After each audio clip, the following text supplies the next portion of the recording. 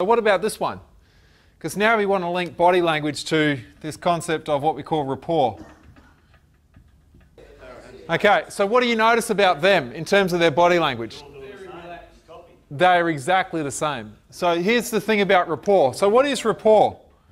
Like if you want to become a really good communicator, if you can get good at this, this basically is communication in its most excellent form, really, because people who have a great ability to build rapport have a great ability to do what? Communicate. Well, yeah, and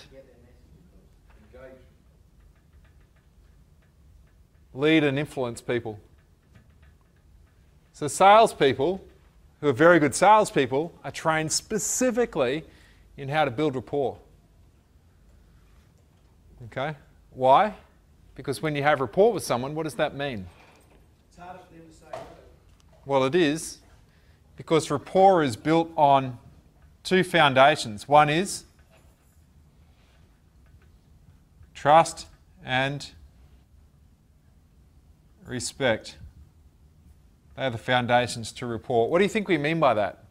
If you have rapport with someone, it means that you have trust and respect for them and with them. What do we mean by that? Because you cannot have rapport with someone as well. And rapport is not something which is created once and is always in existence. Rapport is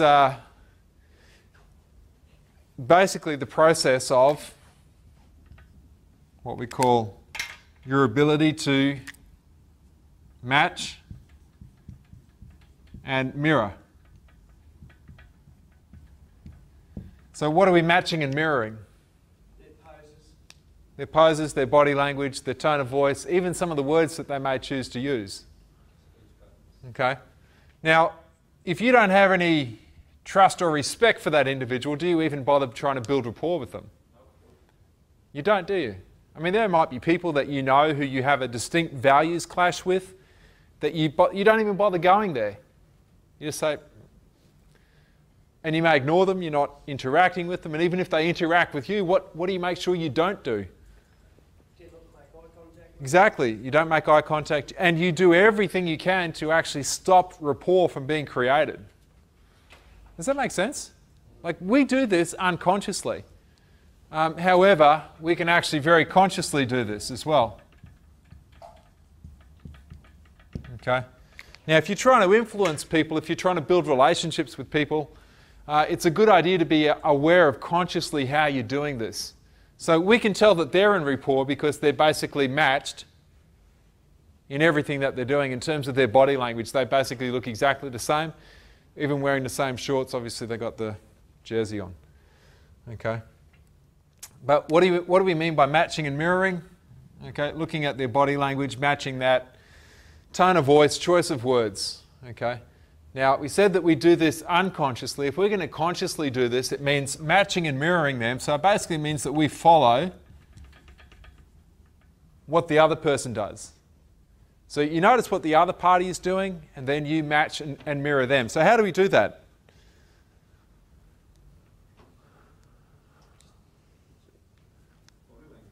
I mean, you can do it subtly, can't you?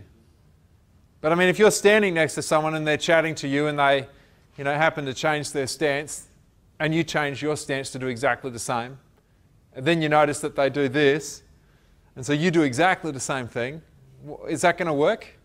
That's ridiculous, right? That's just bizarre. You make them feel very uncomfortable. Okay? Okay, so we got to follow. Do I need to put subtly up there? Probably not. But you've got to follow at that very, very subtle level. Now here's the thing. How do you know if you've got rapport?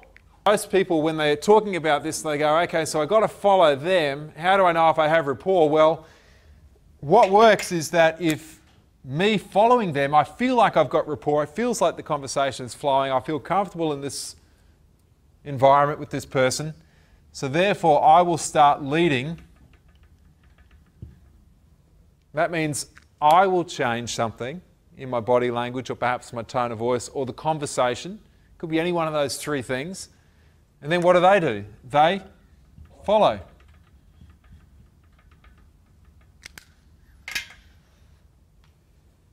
Now, once they're following you, what does that mean? you're in control. It literally means that you are leading them.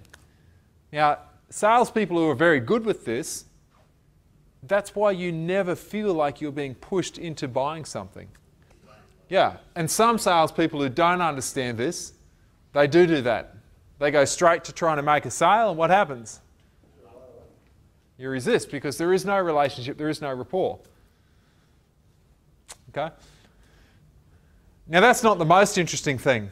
That's really important, but from my perspective, the most interesting thing is when you start chatting with someone and you feel like you've got rapport, and if you're really conscious about this, you may start to realize that automatically people start doing what to you? They automatically start following what you do. So who started the rapport? Like who follows who initially? That's the interesting thing. What does it mean? Yeah, so you tell me, what does it mean if you just happen to notice that they've just started following you almost immediately? Yeah, potentially, and that they respect you and they trust you as someone who is worthy of leading them. It's actually really important. Like if you struggle to build any rapport with your players, you'll never be able to lead them. Or the best you'll be able to do is to tell them what to do. And how long can you get away with directing someone for? Okay? Think about it this way. Okay, I put commitment up here. 2 T's, 1 T, whatever. Commitment. Does commitment equal